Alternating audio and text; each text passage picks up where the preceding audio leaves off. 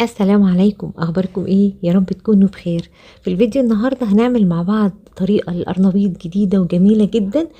بالنسبه بقى للناس اللي بتحب تعمل القرنبيط وبتهدر زيت كتير وبيبقى تقيل جدا على القولون والمعده، فاحنا هنعمله النهارده بطريقه سهله وبسيطه وفي الفرن ومن غير كمان اي زيت.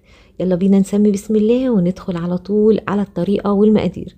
عندنا قرنبيطه كده حجمها صغير او متوسطه، يعني وزن القرنبيطه دي تقريبا كده كيلو. هقطع بقى القرنبيطة دي لأحجام كده صغيرة أو متوسطة عادي، بس هشيل منها كل العروق والقلب وأي حاجة ملهاش أي لازمة هرميها. أنا هاخد بس الزهرة بتاعة القرنبيطة، هناخدهم كده كلهم وهنجمعهم، وهنبدأ دلوقتي نروح نسلقهم وفي مية سخنة، وهنحط فيها معلقة صغيرة من الكمون. سلقت كمان 3 حبات من البطاطس وزنهم نص كيلو، وصفيت بقى القرنبيط بتاعي بعد ما اتسلق سلق كامل، يعني اضغط عليه كده الاقيه اتسلق كويس قوي. هاخده اشطفه واصفيه كويس. هنبشر بصلة متوسطة، دي بقى بتدي طعم حلو جدا. واخدتها كده حطيتها على القرنبيط والبطاطس، ونص كوبايه من البقسماط، وبيضتين حجمهم متوسط، والبهارات اللي انتوا تحبوها، معلقه صغيره من الثوم البودره والبصل البودره وبهارات اللحمه، ونص معلقه صغيره مليانه من الملح، ونص معلقه من البيكنج باودر، والكمون طبعا معلقه كبيره.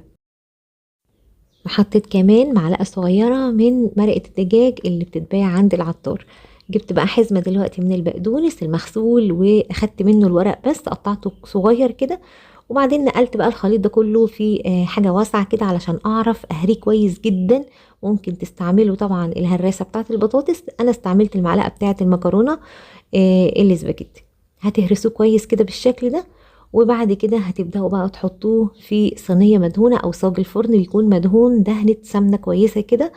وهنفرد بقى الخليط بتاعنا ده، بيتفرد معانا بمنتهى السهولة. هنفرده بإيدينا دلوقتي بعد ما ندهن إيدينا دهنة زيت بسيطة جدا. هكون مشغلة الفرن بتاعي على درجة حرارة 180، يعني زي تسوية الكيك كده. هحطه على الرف التاني من تحت. هبدأ أشغل من تحت بس أول ربع ساعة كده. هشوف أول ما ياخد اللون المطلوب من تحت أو اللون الذهبي، هبدأ أشغل له الشواية من فوق علشان ياخد لون حلو من فوق. بص أنا بسوي كده الأطراف وكلها تبقى بسمك واحد، بمساعدة طبعا دهنة الزيت البسيطة اللي حطيت على إيدي.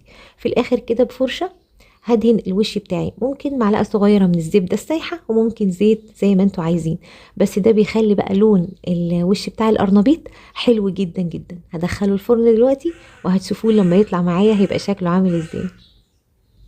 الله على الجمال، ريحته حلوة جدا. مش هتصدقوا بجد ان ده قرنبيط، ولا بقى استعملنا ازازة زيت كبيرة علشان نقعد نقلي القرنبيط ويشرب زيت ويتعب قولوننا ومعدتنا. لا، الطريقة دي حلوة جدا. ظبطوا بس الملح بتاعكم، خلوا بالكم لو انتوا حاطين مرق دجاج او بهارات لحمة او اي بهارات فيها ملح، ما نكترش الملح لان الوصفة دي مش محتاجة ملح كتير. ظبطوا الملح بتاعكم. ممكن تدوقوا الخليط قبل ما تضيفوا البيض. بصوا بقى شكلها حلو جدا، بتتقطع قطع وبتتحط في علبة كده في التلاجة، تاكلوا منها وقت ما تحبوا. هيعجب اولادكم جدا ومش هيعرفوا خالص ان ده قرنبيط. ممكن تاكلوه كده وممكن تاكلوه مع عيش وكمان سلطات كده، وممكن كمان سلطة طحينة لان طعمه حلو قوي شبه الكفتة كده.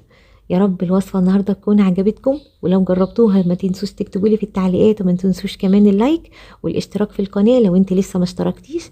اشوفكم على خير ان شاء الله في فيديو جديد، والسلام عليكم.